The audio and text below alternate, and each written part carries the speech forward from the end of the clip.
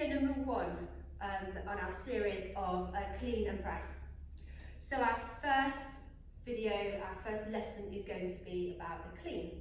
So that is going to be what sets us up for a solid press. You won't get a good strong press with a heavy enough bell to make you stronger without having a really good solid clean to start it off with. So that means getting it off the floor smoothly and strongly.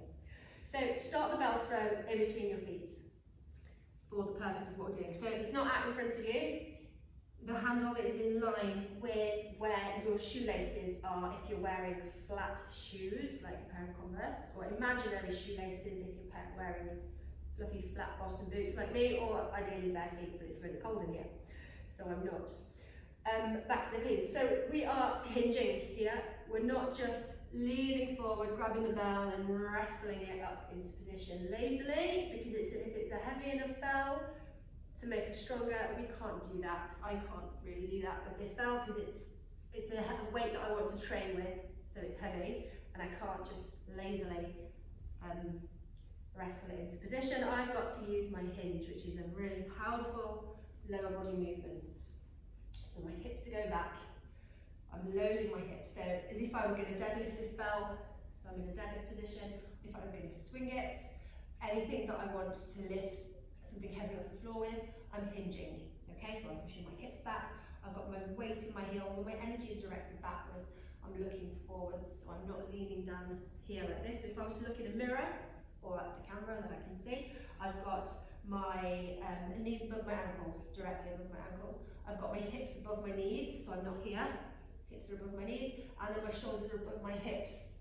My shoulders are not in line with my hips. So make this position and keep working on looking in the mirror and coming back to this position.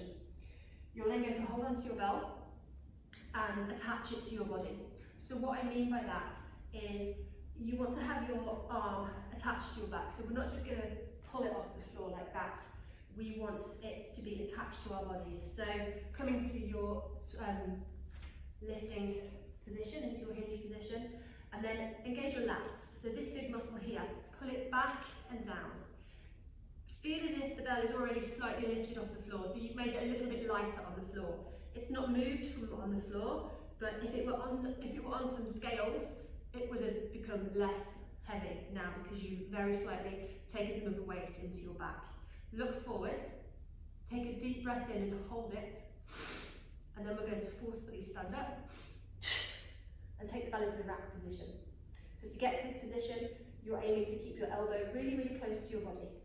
So what we don't want is this bell to fly out and then bang you, because that's unpleasant and it doesn't make for a nice, crisp, clean, ready to press, which is what we're looking for. So this elbow is going to stay really close to my ribs. As if I've got a piece of paper between my upper arm and my ribs and I don't want it to drop out. I'm keeping it really close.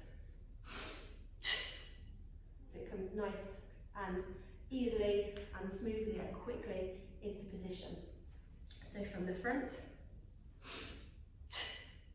nice and quickly into position. And the bell just rolls around my wrist. It doesn't come over and bang it because it's taking the closest possible path to its end position.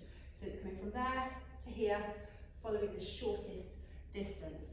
If it was to come out, it's going to bang me, it looks really ugly. So it's going to come really close to me, elbow comes in and back, into our landing position, ready to press.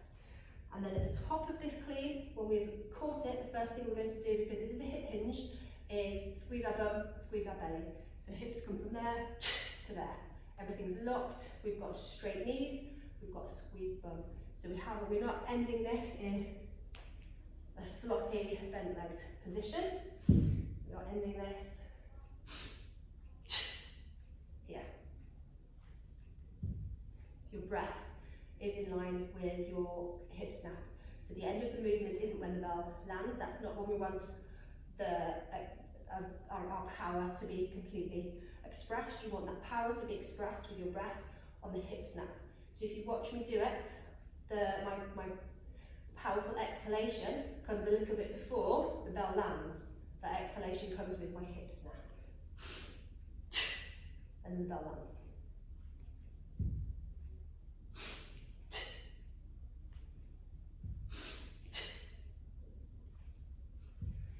Okay, clean, the first stage.